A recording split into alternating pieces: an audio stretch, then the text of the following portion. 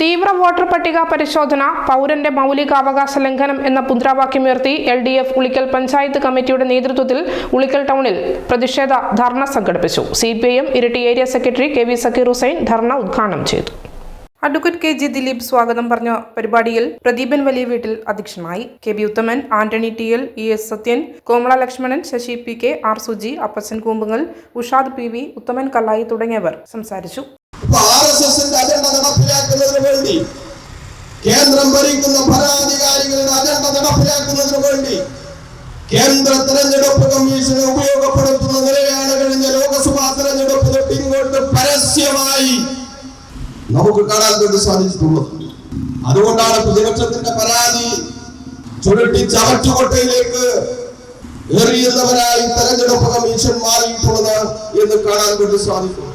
അതുകൊണ്ടാണ് കേന്ദ്ര സർക്കാരിന്റെ നിർദ്ദേശപ്രകാരമാണ് തെരഞ്ഞെടുപ്പ് കമ്മീഷൻ നേതൃത്വം കൊടുത്തുകൊണ്ട് SIR അടിയന്തരമായി നടപ്പിലാക്കുന്നതിന് വേണ്ടിയിട്ടുള്ള നിലപാട് സുപ്രീം കോടതിയുടെ പരിഗണനയിലുള്ള വിഷയമായിട്ട് പോലും അത് ഗൗനിക്കാതെ അവർ മുന്നോട്ടേക്ക് പോകുന്നത് എന്ന് നമുക്ക് കാണാൻ വേണ്ടി സാധിക്കും. ഇത് രാജ്യത്തിന്റെ ജനാധിപത്യ അവകാശങ്ങളെ കവർന്നെടുക്കുന്ന സമീപനം സ്വീകരിക്കുകയാണ്. ഈ രാജ്യത്ത് എങ്ങനെയാണ് ഫാസിസം അടിച്ചേൽപ്പിക്കുക, നടപ്പിലാക്കുക എന്ന ചോദ്യം രാജ്യത്തിന്റെ ജനാധിപത്യ രീതി അവസാനിപ്പിച്ചാലേ സാധിക്കൂ.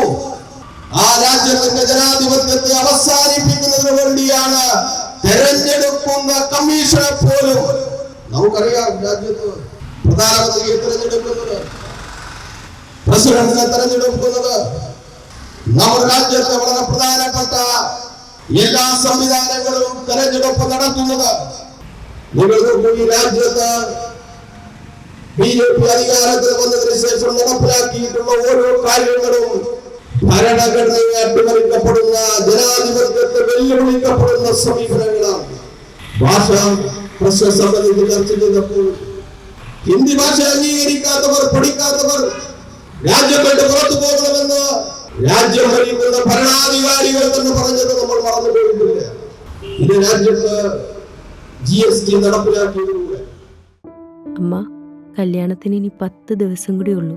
നാളെയെങ്കിലും ഡ്രസ്സ് വാങ്ങിച്ചില്ലെങ്കിൽ എങ്ങനെയാ മോളെ? അത് അച്ഛൻ്റെ ESI ഫണ്ട് കിട്ടിയിട്ടില്ല.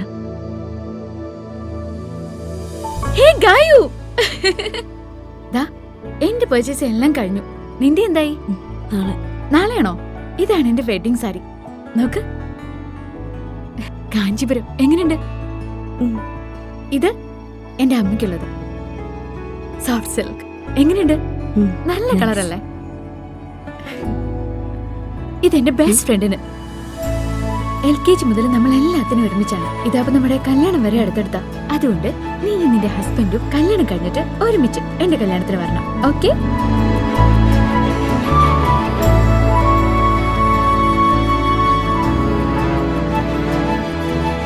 മനസ്സ് കണ്ടറിയും ഇഷ്ടങ്ങൾ. Century fashion city.